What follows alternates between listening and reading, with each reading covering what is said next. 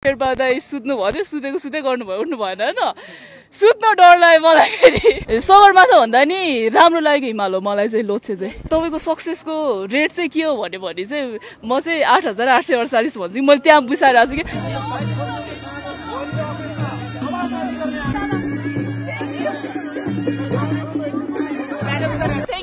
अनि सबैजना यहाँ जति पनि उपस्थित हुनुभएको छ मेरो यो सेलिब्रेसनमा सहभागी हुनको लागि सबैजनालाई एकदमै धेरै धन्यवाद। अलिकति कुर्नु पर्यो है माथि वेदर बिग्रेर मलाई पनि कस्तो गाह्रो भएको थियो आइदिनु भयो धन्यवाद। अनि एक्सपिरियन्स त अब के हुनु है सँगैको साथी अब मरेको छ त्यहाँनिर कसैको औँला खाइदिएको छ 3टा त्यो अब सम्झिनै मन छैन त्यो कुराहरू त तर जे सोचेको थिएँ जे सपना देखाएको थिएँ त्यो चाहिँ पुरा भयो अनि खुसी छु। के मलाई चाहिँ एउटा के स्क्रच पनि भएन अलिअलि यो डढा छ उयसले ठिक छ। साथीहरुको औँला भाँचिदा त्यो सब भइरहदा तपाई आफैलाई चाहिँ डर लाग्यो कि लागेन ला मलाई पनि के हुन्छ कि भन्ने तरिका यस्तो थियो हिमालमा यहाँ चाहिँ मरिँदैन भन्ने चाहिँ थियो अनि त्यो सगरमाथा आरोहण गरे फर्स्टमा चाहिँ पहिलोचोटि अनि त्यो गरेर ठ्याक्कै साउथ कोलमा फर्किँदाखेरि चाहिँ हामी 3जना थियौँ 3जनाले चाहिँ सोचेको थियो हाम्रो कम्पनीबाट कि 2टा हिमाल चाहिँ एकैचोटि चढ्ने भनेर अनि 2जनाले चाहिँ सकेन उठ्नै सकेन उनीहरू चाहिँ हामी अब यहीँ रेस्ट गरेर भोलिपल्ट क्याम्प 2 फर्किने भन्यो। मलाई पनि यस्तो गिभअप गर्नु चाहिँ मन थियो तर 6 घण्टा जति सुते फेरि क्याम्प 2 मा एक दिन अगाडि एकजना शेर्पा दाइ सुत्नु भयो सुतेको सुते गर्नुभयो उठ्नु भएन होइन सुत्न डर लाग्यो मलाई फेरि अनि एकजना टेन्ट पार्टनर राखेर अनि एकछिन 6 घण्टा सुते अनि अब चाहिँ लोछे चढ्नुपर्छ भनेर गएँ चढेँ भुत चढेँ त्यतिखेर यहाँबाटै प्लान थिएन तपाईको लोछे पनि चढ्ने होइन प्लान थियो प्लान गरेर गथे तर त्यहाँ पुगिसकेपछि चाहिँ सबैजनाले लोछे चाहिँ गिभ अप गरेको थियो कि अनि जसले चढ्ने भनेको थियो हामीले सोचेको थियो उनीहरूले चाहिँ तर जे सकियो गरे सगरमाथाको मात्र थगाइले पुगेन लोछेसम्म नि पुग्नु हजुर लोछे चाहिँ फेरि कतिजनाले थाहा छैन हाम्रो के भन्छ चौथो सबैभन्दा ठुलो हिमालमा चौथो नम्बरमा पर्छ लोछे चाहिँ अनि सगरमाथाकै ठ्याक्कै छेउमा छ एकदमै राम्रो एकदमै सगरमाथा भन्दा नि राम्रो लागेको हिमाल हो मलाई चाहिँ लोछे चाहिँ हजुर। कति समय अगाडिदेखिको प्लानिङ थियो तपाईको चाहिँ सगरमाथा चढ्ने यो खासमा भन्नुपर्दाखेरि एक्लो मुभी हाउसहरूलाई थाहा होला होइन अनि क्यारेक्टर रिसर्च गर्दै जाँदाखेरि हामीले सुटिङ पनि हिमालयमा गरेको सबै अनि माथि अन्नपूर्ण रेन्जमा गरेको अनि त्यो हिमालय बोला जस्तो फिल भएको कि तपाईँको 45 दिन बस्दाखेरि अनि दियापुन दिदी मेरो रुममेट हुनुहुन्थ्यो उहाँले पनि सगरमाथा आरोहण गर्नुभएको अनि दिदीसँग कुरा गर्दै जाँदाखेरि चाहिँ जिन्दगीमा एकचोटि चाहिँ के रहेछ है यसको भोगाइ चाहिँ एकचोटि भोग्नुपर्छ भन्ने फिल भयो मलाई। अनि ठ्याक्कै हेर्दै जाँदा माउन्टेन क्विन भन्ने नेटफ्लिक्समा देख्नुहुन्छ हाम्रो शेर्पा दिदीले गर्नुभएको अनि सबैभन्दा धेरै एभरेस्ट आरोहण गर्ने दिदी हुनुहुन्छ उहाँ चाहिँ अनि उहाँको त्यो स्टोरीले एकदमै छुयो मलाई चाहिँ जिन्दगीमा एकचोटि चाहिँ के रहेछ यो एकचोटि चाहिँ एक्सपिरियन्स गर्नुपर्छ है भन्ने चाहिँ भयो मलाई अनि त्यहाँबाट चाहिँ यसो जोस आयो 6 महिना अगाडि एक्लो मुभीको सुटिङमा। हजुर 24 घण्टामा चाहिँ 2टा अवसर गर्नु भनेको चाहिँ कस्तो जस्तै तपाईँ सगरमाथा चढ्नुभयो पहिला होइन अनि त्यस पछाडि तपाईँ कति तल झरेर माथि जानुपर्ने हुन्छ कस्तो हुन्छ भन्दा तपाईँको सगरमाथा यहाँनिर छ लोछे यहाँ छ नोप्से यहाँ छ अनि क्याम्प 1 क्याम्प 2 क्याम्प 3 क्याम्प 4 हुन्छ होइन अनि क्याम्प 4 साउथ कोलबाट सगरमाथा जान्छ ठ्याक्कै यता लोछे फेस हुँदै जाने हो कि सगरमाथा चाहिँ अनि लोछे फेसमा तपाईँको क्याम्प 4 हुन्छ फेरि सगरमाथा चढेर अनि साउथ कोलमा क्याम्प 4 मा झरेर लोछेको क्याम्प 4 मा पुगेर अनि त्यसपछि पिकमा जाने हो कि अर्को धेरै झर्नु पर्दैन क्याम्प 4 टु क्याम्प 4 झर्नुपर्छ। कहिले फिल भयो तपाईँलाई त्यो हिमाल चढिरहँदा ला म त नसक्ने रहेछु गलेको फिल होइन गिभ अप गरिदिउँ कि त्यो खालको फिलिङ्स आयो होइन? मलाई एउटा ठाउँमा लोछेमा चाहिँ एकदमै डर लागेको किन भन्दा खुम्बु आइसफल एकदमै डरलाग्दो ठाउँ है त्यो हामी चढिरहेको छ 100 मिटर अगाडि आइसफल भएर झरिरहेको छ खसिरहेको छ सातो गाछ त्यो लकले बस्ने ठाउँ हो अनि त्यो ठाउँमा मैले एकजना फरेनर भेटेको थिएँ रोमानियन अनि उहाँको गाडी चाहिँ मेरो शुभचिन्तक रहेछ हामीले फोटो पनि खिचेको थियौँ सँगै उहाँले नै रोमानियनले नै खिचिदिनु भएको थियो कि अनि त्यही मान्छेको लास्ट 3 दिनपछि मैले लोछेमा भेटाएँ अनि मैले नागेर जानुपर्ने थियो कि अनि उहाँले चाहिँ विदाउट अक्सिजन गरिरहनु भएको रहेछ अनि ठ्याक्कै तपाईँको सानो कर्नर थियो त्यो मान्छे तेर्सो पर सुतिरहेको अनि अरू लास्ट त अब बोलेको थिएन त्यो मतलब भएन त्यो मान्छे चाहिँ बोलेको उसले मेरो फोटो पनि खिचिदिएको भएर ठ्याक्कै 3 दिनपछि त्यो मान्छेको लास्ट देख्दाखेरि चाहिँ अलिकति गाह्रो चाहिँ भएको थियो लोछेमा चाहिँ।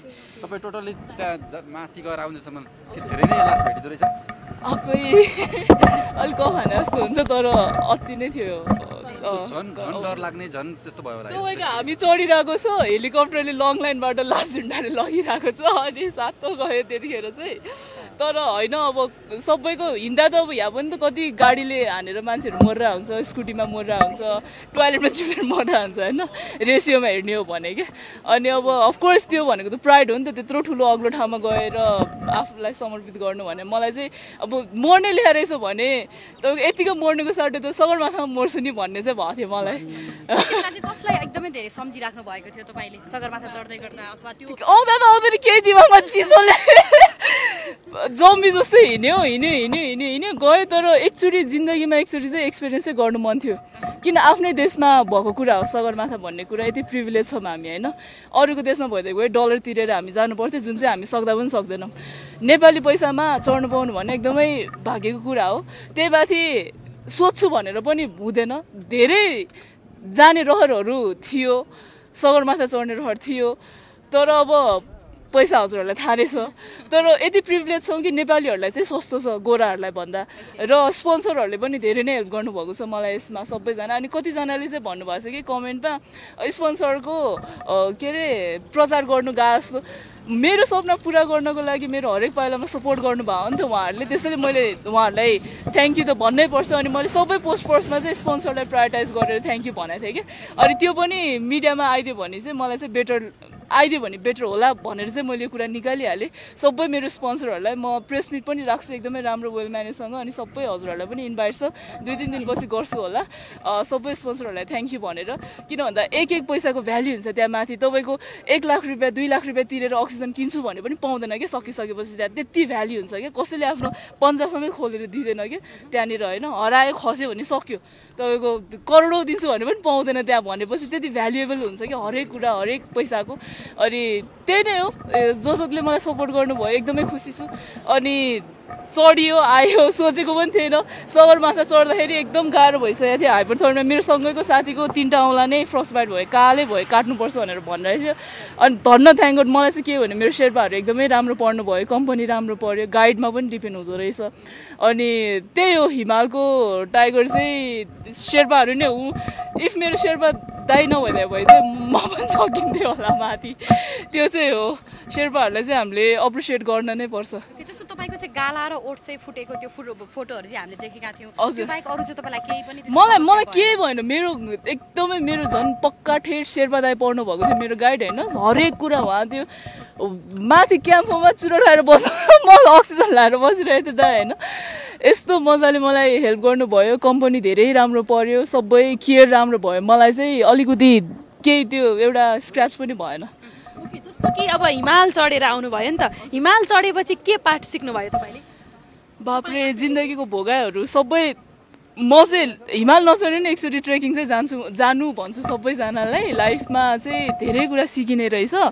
आफूलाई धेरै कुरा गरेँ, धेरै कुरा सिकेँ जस्तो लाग्थ्यो। अनि बुगी उगेको इन्सिडेन्ट पनि हजुरहरूलाई थाहा नै सबै कुराहरू होइन। हजुरहरूले यति माया गर्नुभएको थियो, सपोर्ट गर्नुभएको थियो, सबैजना आउनुभएको थियो बुगीमा पनि, मलाई यसरी सपोर्ट गर्नुभएको थियो मिडियाहरूले।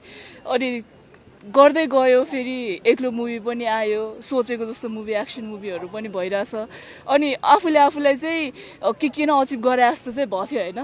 तर त्यो एउटा आफ्नो अचिभमेन्ट बिसाउने पनि एउटा ठाउँ हुँदो रहेछ क्या।